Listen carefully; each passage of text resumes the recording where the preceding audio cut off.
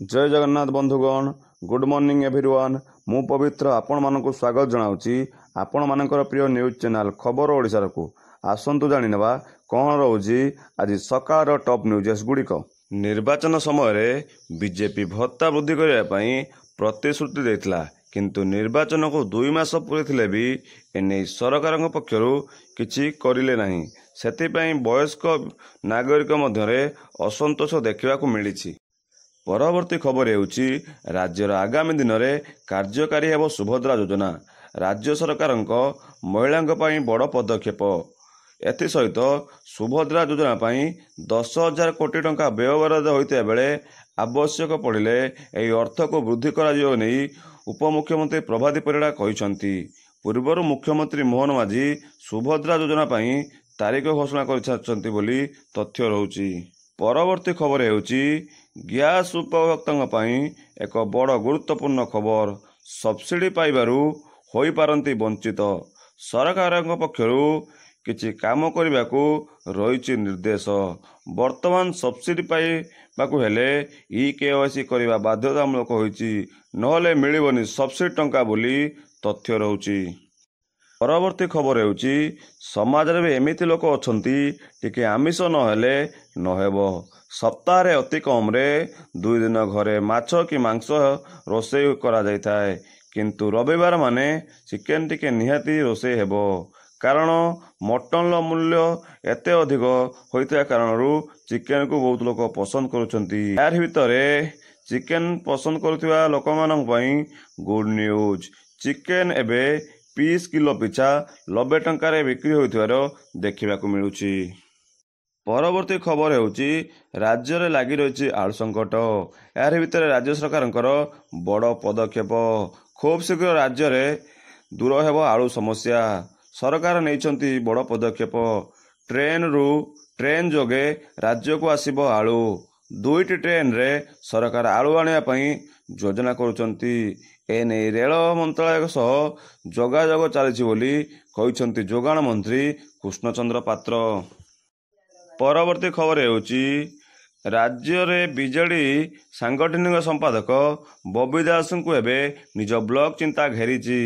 निर्वाचन मंडल में बीजेडी स्थिति गड़बड़ होइथिबारु से चिंतार थिया बेले जाजपुर ब्लॉकर समिति सभ्य मानक डाकी आलोचना करिसंती।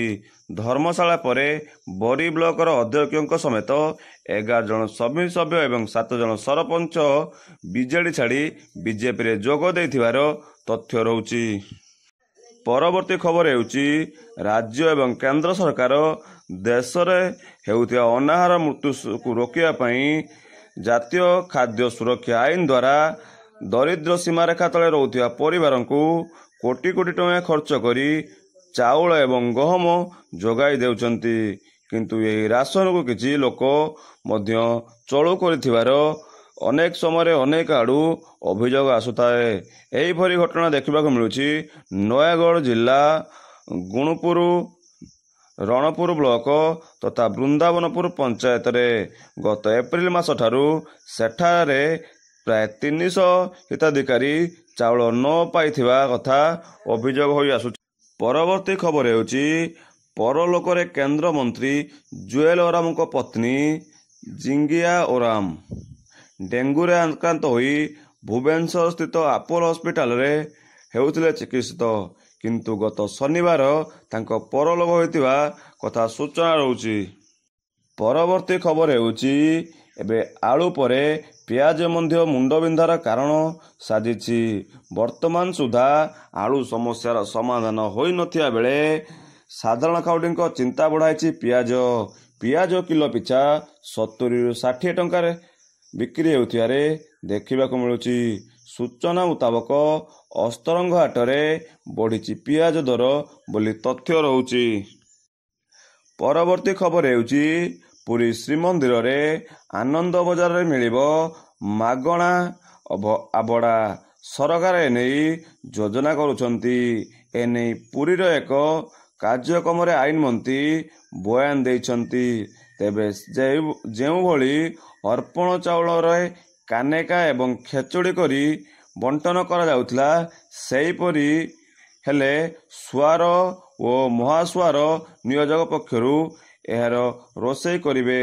ଆଉ ଶ୍ରୀମନ୍ଦିର ପ୍ରଶାସନ ପକ୍ଷରୁ କେମିତି ବଣ୍ଟାଯିବ ସେ ନେଇ ଏସ୍ଓପି ପ୍ରସ୍ତୁତ କରିବା ଦରକାର ବୋଲି କହିଛନ୍ତି ନିଯୋଗ ସମ୍ପାଦକ ନାରାୟଣ ମହାସ୍ୱାର ବୋଲି ତଥ୍ୟ ରହୁଛି। ପରବର୍ତ୍ତୀ ଖବର ହେଉଛି ସାରା ଦେଶର ଆଖି ଏବେ ଦିଦିଙ୍କ ଉପରେ। ସାରା ଦେଶର ରାଜନୀତି ଏବେ କେନ୍ଦ୍ରୀଭୂତ ହୋଇଛି ପଶ୍ଚିମବଙ୍ଗରେ। ଘଟି ଚାଲିଛି ଗୋଟିଏ ପରେ ଗୋଟିଏ ଅଘଟଣ। ପ୍ରତିବାଦର ନିଆଁରେ ଜଳୁଛି ପଶ୍ଚିମବଙ୍ଗ। ଧୀରେ ଧୀରେ ବ୍ୟାପି ଚାଲିଛି ହିଂସା, ଅରାଜକତା ଏବଂ ପ୍ରତିହିଂସା। ହେଲେ ସମସ୍ୟାର ସମାଧାନ ନକରି ନିଜ ସୁରକ୍ଷାର ଚିନ୍ତାରେ ଡିଫେନ୍ସ ଖେଳୁଛନ୍ତି ମମତା ବାନାର୍ଜୀ। ଦେଶବ୍ୟାପୀ ଆନ୍ଦୋଳନ ନିଆଁରେ ରୋଗୀ ସେବା ଏକ ପ୍ରକାର ବନ୍ଦ। ଏମ୍ସ ହେଉ କି ସାଧାରଣ ଡାକ୍ତରଖାନା, ସବୁଆଡ଼େ ଡାକ୍ତରମାନେ କଳା ପତାକା ଧରି ଆନ୍ଦୋଳନରେ ଓହ୍ଲାଇଛନ୍ତି। ସେମାନଙ୍କର ଗୋଟିଏ ମାତ୍ର ଦାବି, ଆମକୁ ନ୍ୟାୟ ଦିଆଯାଉ। ପଶ୍ଚିମବଙ୍ଗରେ ଆର୍ଜି କଲେଜରେ ଯେଉଁ ଅଘଟଣ ଘଟିଲା ତାହା ବଡ଼ ଅପରାଧ। ତେଣୁ ଦୋଷୀଙ୍କୁ କଠୋରରୁ କଠୋର କାର୍ଯ୍ୟାନୁଷ୍ଠାନ ଦିଆଯାଉ ବୋଲି ଡାକ୍ତରମାନେ ଦାବି କରିଛନ୍ତି। ପରବର୍ତ୍ତୀ ଖବର ହେଉଛି ରାଜ୍ୟ ମୋହନ ସରକାରଙ୍କ ବଡ଼ ନିଷ୍ପତ୍ତି। ନିଯୁକ୍ତି ପାଇଁ ବଡ଼ ପଦକ୍ଷେପ ନେବାକୁ ଯାଉଛନ୍ତି ମୋହନ ସରକାର, ଯାହାଦ୍ୱାରା ପ୍ରାୟ 70,000 ନିଯୁକ୍ତି ସୃଷ୍ଟି ହେବ। ରାଜ୍ୟର ନିର୍ମାଣ ହେବାକୁ ଯାଉଛି ଗ୍ରୀନ୍ ସିପ୍ ପୁନଃଚକ୍ରଣ ପାର୍କ।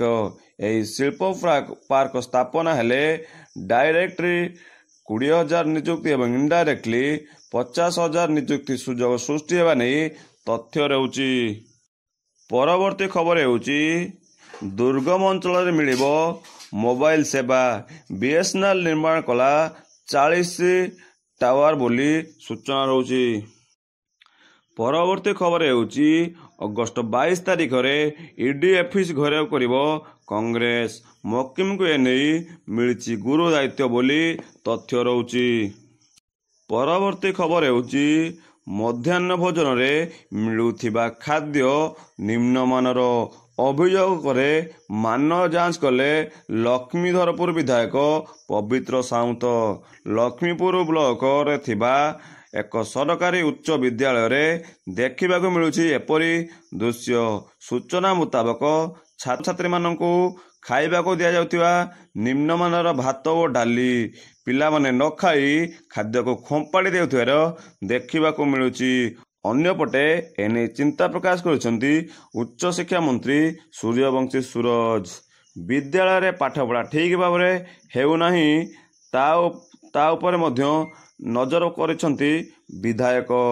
ବିଦ୍ୟାଳୟର ଏକାଧିକ ସମସ୍ୟା ଥିବାରୁ ଉପଯୁକ୍ତ ଭାବେ ଯାଞ୍ଚ କରିବା ପାଇଁ କୋରାପୁଟ ଜିଲ୍ଲାପାଳଙ୍କୁ ନିର୍ଦ୍ଦେଶ ଦେଇଛନ୍ତି ଉଚ୍ଚଶିକ୍ଷା ମନ୍ତ୍ରୀ ସୂର୍ଯ୍ୟବଂଶୀ ସୁରଜ ବୋଲି ସୂଚନା ରହୁଛି। ପରବର୍ତ୍ତୀ ଖବର ହେଉଛି ଗତ ଅଗଷ୍ଟ 9 ତାରିଖରେ କଲିକତା ଆର୍ଜି କର ମେଡିକାଲ କଲେଜରେ ଦୁଷ୍କର୍ମ ଏବଂ ହତ୍ୟା କରାଯାଇଥିବା ମହିଳା ଡାକ୍ତରଙ୍କ ନାଁ ପ୍ରକାଶ କରି କ୍ଷମା ମାଗିଲେ ତୃଣମୂଳ କଂଗ୍ରେସ ସାଂସଦ ରଚନା ବାନାର୍ଜୀ। ନିକଟରେ ଏକ ସୋସିଆଲ ମିଡିଆ ଭିଡିଓ ପୋଷ୍ଟ କରି ଏହି ଘଟଣାକୁ ଦୃଢ଼ ନିନ୍ଦା କରିଥିଲେ ରଚନା ବାନାର୍ଜୀ। ଭିଡିଓରେ ସେ ପୀଡ଼ିତାଙ୍କ ନାମ ପ୍ରକାଶ କରିଥିଲେ। ଏଥିପାଇଁ ତାଙ୍କ ନାମରେ ଥାନାରେ ଏଫ୍ଆଇଆର କରାଯାଇଛି।